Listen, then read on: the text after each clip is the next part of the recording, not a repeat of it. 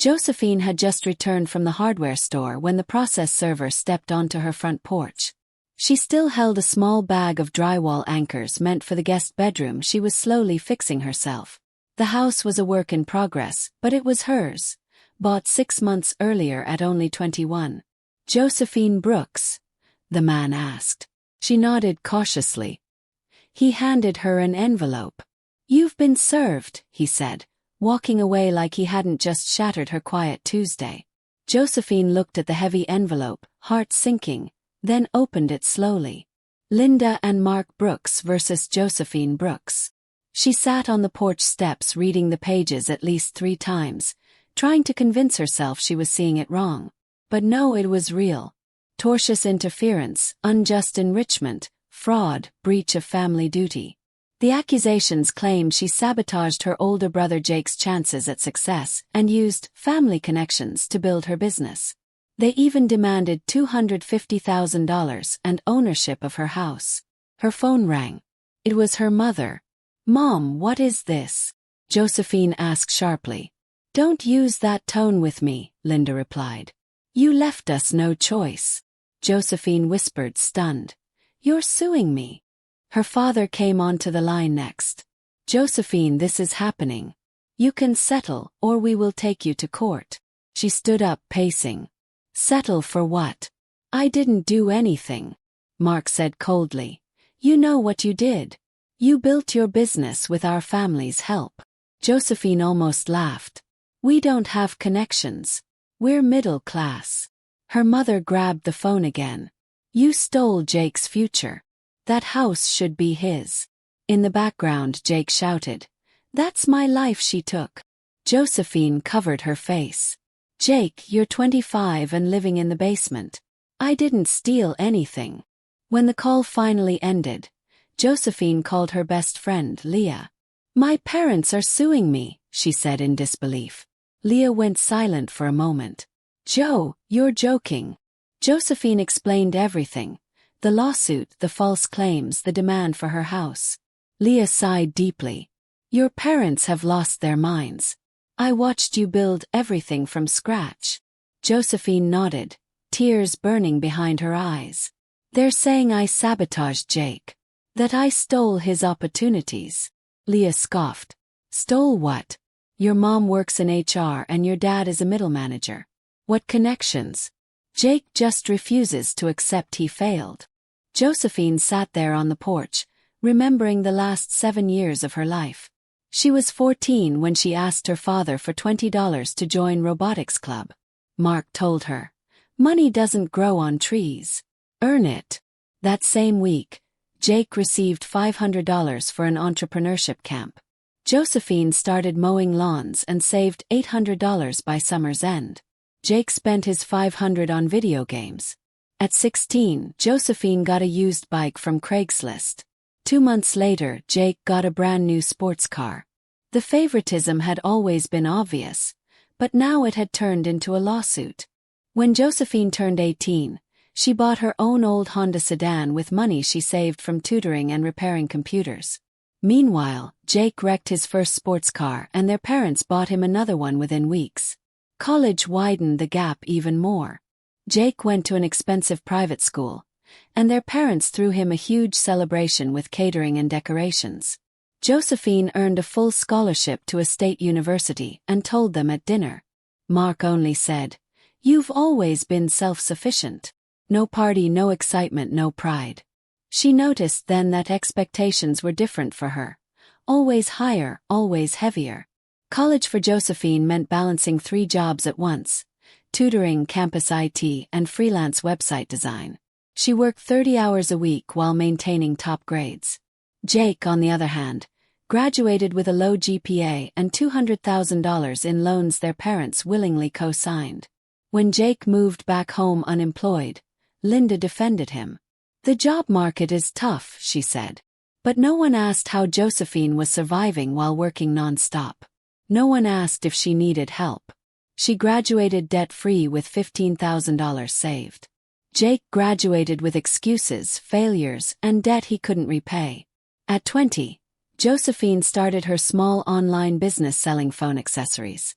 She spent months studying suppliers, testing products, and building everything from scratch. Her first year brought $45,000 in revenue, $12,000 in profit, and endless late nights. Jake was 24 then and had already failed 2 businesses. One was a food truck he never researched properly, the other a crypto venture he gambled away. Their parents blamed regulations and market conditions, never Jake's choices. Josephine reinvested every dollar she earned. Jake burned every dollar he was given. Yet somehow, she was the one accused of unfair advantages. At 21, Josephine bought her first small fixer-upper house. She placed $28,000 down, the money she had saved through years of sacrifice. For months she worked long hours, sanding walls, painting rooms, watching tutorials, and rebuilding it with her own hands. When her parents visited the finished home, Mark only said, "Must be nice to get lucky with timing." No congratulations. No acknowledgement of her effort. Jake complained loudly. "That house should be mine." Their parents silently agreed. And now, the exact house she built alone was listed as restitution in the lawsuit. Supposedly, rightfully Jake's property. That evening, Josephine searched online for lawyers, determined not to let anyone take what she earned. She found a firm known for destroying frivolous lawsuits. Reviews praised them. They don't just win, they make the other side regret filing. She called and left a message. "My parents are suing me for being more successful than my brother. I want to fight this." The next morning, Mr. Carter, the firm's lead attorney, returned her call. She told him everything. When she finished, he said calmly, "Josephine, this may be the most baseless lawsuit I've seen in 20 years. We will win this." Josephine felt a wave of relief hearing Mr. Carter's confidence. "Can they actually win?" she asked quietly. He replied, "Not a chance. Their claims have no legal merit. But the real question is, do you want to simply win? Or make a statement?" Josephine sat still, her heart tightening. "What kind of statement?" He answered, "A counterclaim. Abusive process, malicious prosecution, emotional distress. You can make them pay your legal fees and answer for what they did." Josephine thought for only a moment. "Yes, I want them to regret filing this. Let's do it." Mr. Carter smiled. "Excellent." He told her he needed documents, tax returns, bank statements, work history, everything proving she built her life alone. "I have all of that," Josephine said. 7 years of records. Every job, every dollar. Mr. Carter nodded approvingly. "Perfect. We're going to prove they lied in their lawsuit." After the call, Josephine worked late into the night gathering files. She created a timeline showing every dollar her parents had given Jake. $45,000 for the food truck, $30,000 for crypto, $25,000 for consulting, plus $200,000 in college loans. Total, $300,000 for Jake. 0 for her. When she finished gathering everything, Josephine created a 47-page document labeled Evidence. How my parents tried to rewrite my life. She sent it to Mr. Carter and finally slept with clarity she hadn't felt in months. 2 weeks later, the counterclaim was filed. That afternoon, Mr. Carter called. "They were served an hour ago. Your mother already left a screaming voicemail." Josephine sighed. "What did she say?" "That you're ungrateful, that you're attacking them, that you're committing elder abuse." Josephine laughed bitterly. "They're 58. Mr. Carter replied. "People panic when they realize they have no case." That evening, Josephine's phone filled with missed calls. 12 from her mother, 3 from her father, 2 from Jake. She ignored them all.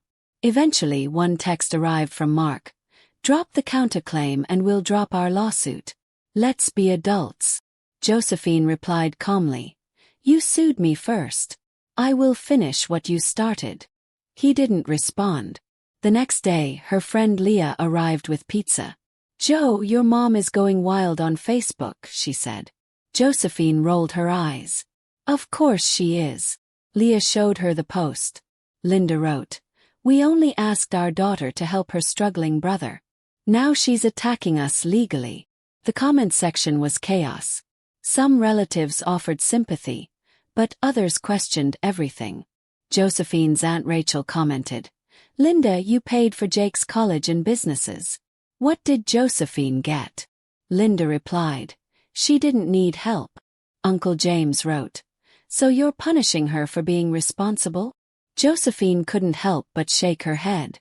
Jake also posted claiming, "My sister sued our parents because we asked her to support me." Commenters pushed back.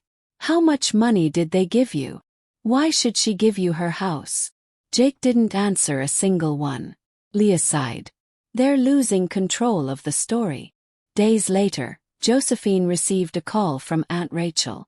"Sweetheart, I saw everything online. I wanted to hear your side."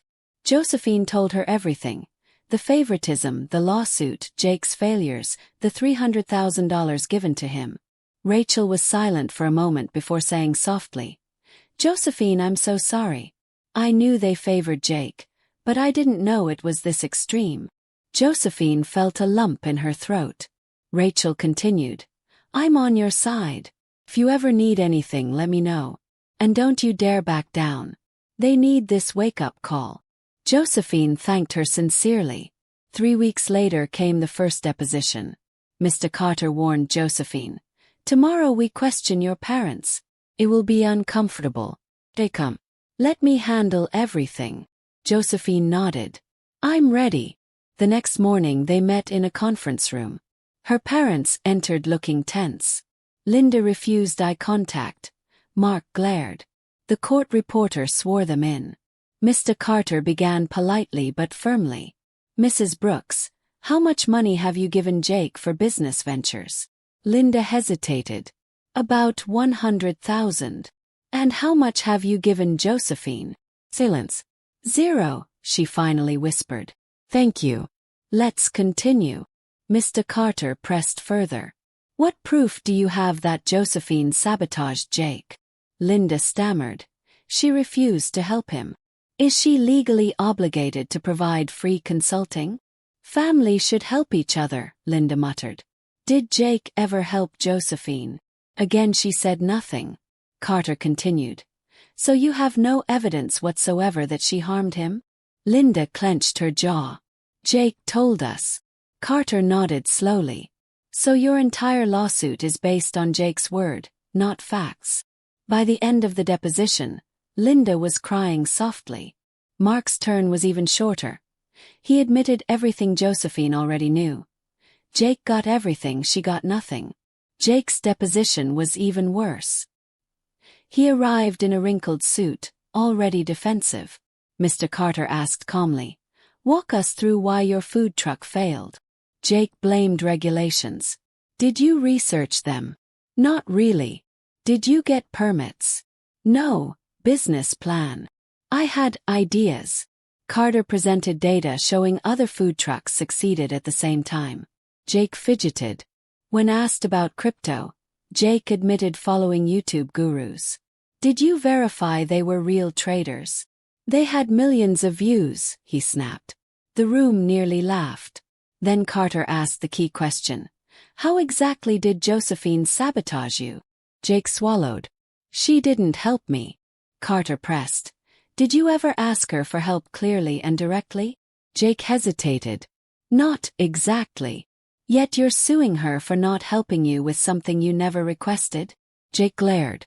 "Family should help without asking." "Did you help Josephine with her business?" Silence filled the room. Jake avoided eye contact. Carter continued. "Why do you believe her house should be yours?" Jake finally exploded. "Because she's living the life that should have been mine. I'm the oldest." Carter smiled slowly. "Thank you. That's all I needed." And the room fell silent. After the depositions ended, Mr. Carter leaned back in his chair and smiled. "Josephine, that was a gift," he said. "Your parents admitted they gave Jake $300,000 and gave you nothing.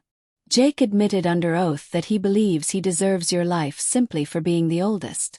No judge will support that." Josephine exhaled slowly, feeling a strange mix of relief and sadness. "What happens now?" she asked. Mr. Carter replied. "We prepare for trial. But honestly, I doubt we'll get that far. Josephine frowned. Why not? He answered. Their lawyer knows they're going to lose.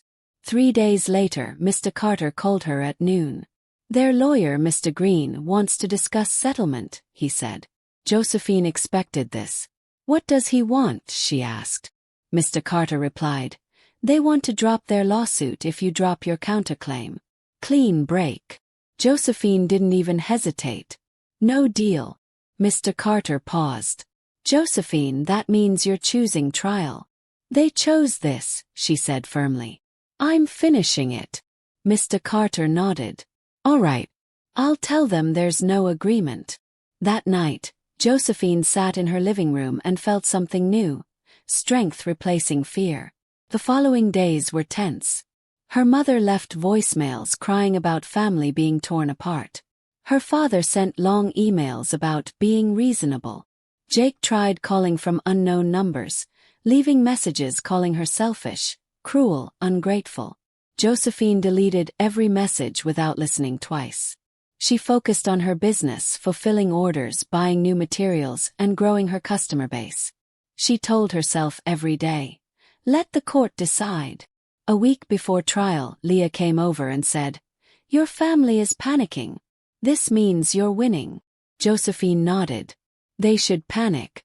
They started this war. 2 days before the trial, Leah asked gently, Are you sure you're ready? This is your family.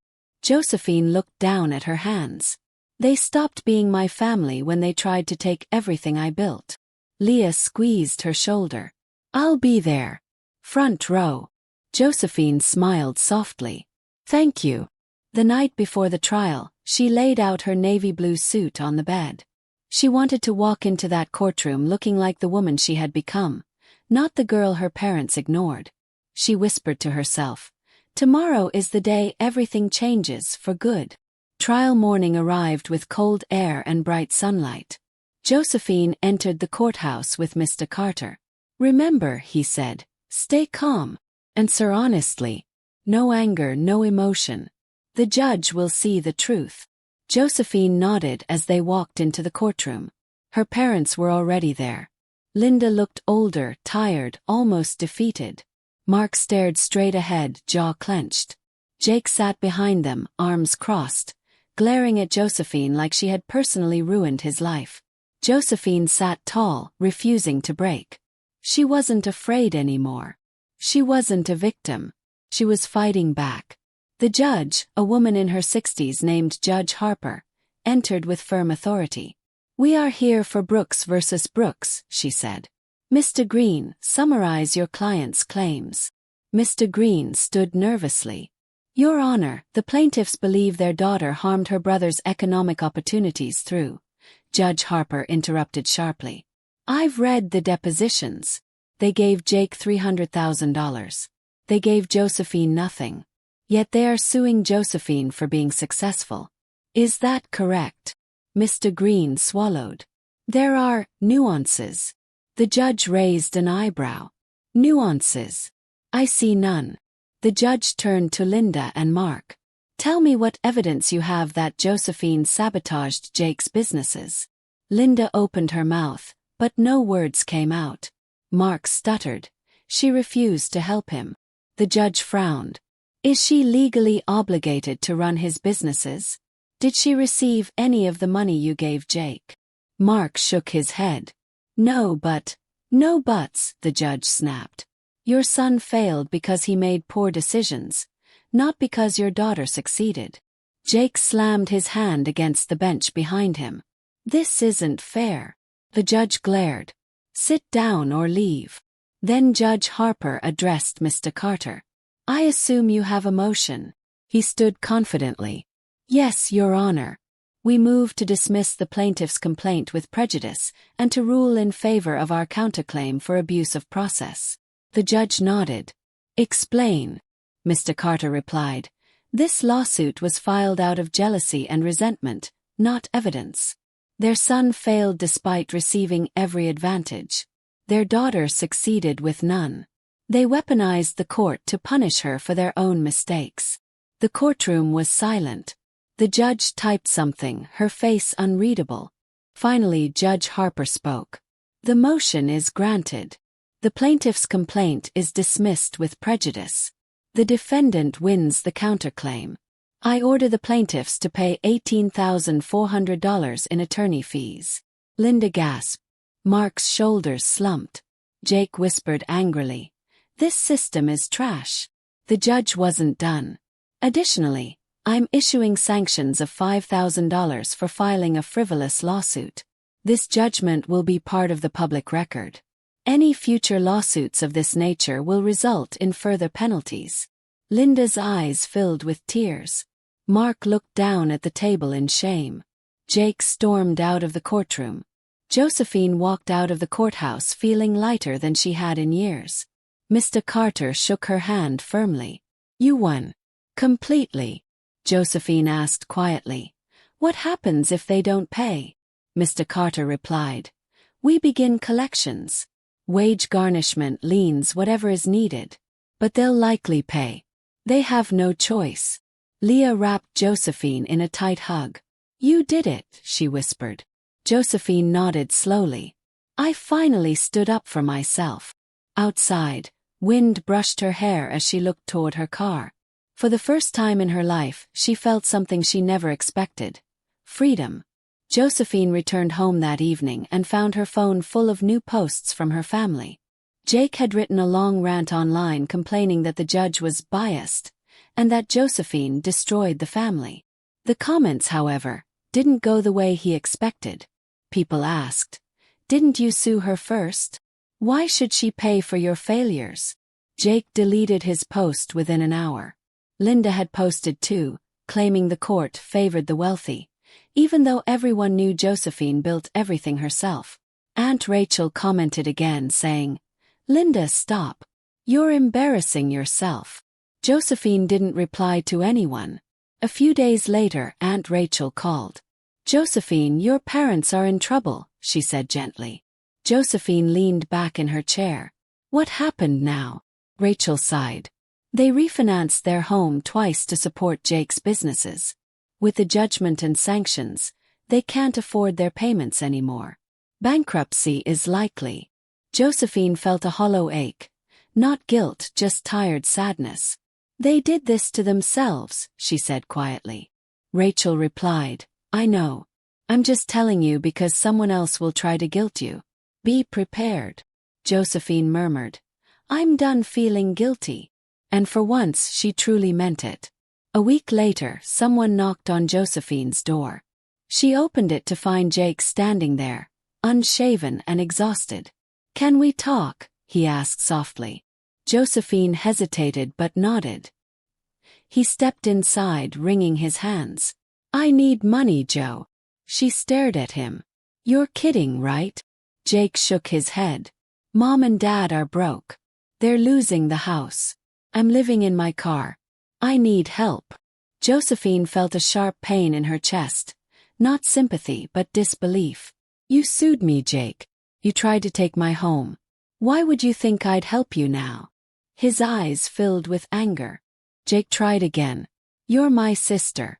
Family shouldn't abandon each other. Josephine laughed bitterly. Family shouldn't sue each other either. He stepped closer. You're successful.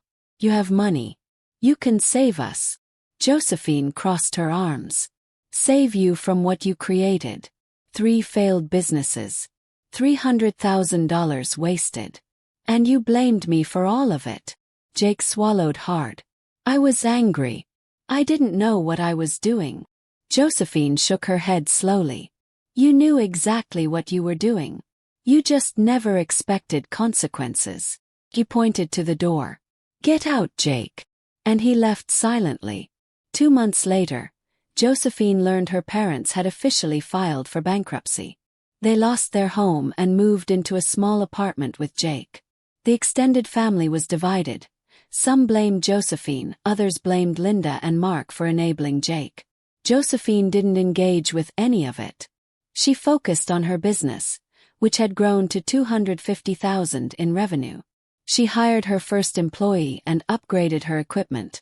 In the midst of growth, she met Nora at a networking event.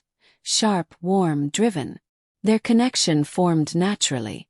Josephine thought, this is what family should feel like. 6 months passed before Josephine received a letter from Mark. She nearly threw it away but decided to read it. It was long, shaky, handwritten. Josephine, it began. We were wrong. We see that now. We treated you unfairly for years. We gave Jake everything because we thought he needed it. We assumed you'd always be fine. We never realized what we were doing to you.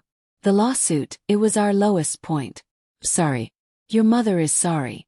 We don't expect forgiveness. We just want you to know we finally understand. She folded the letter slowly and put it away.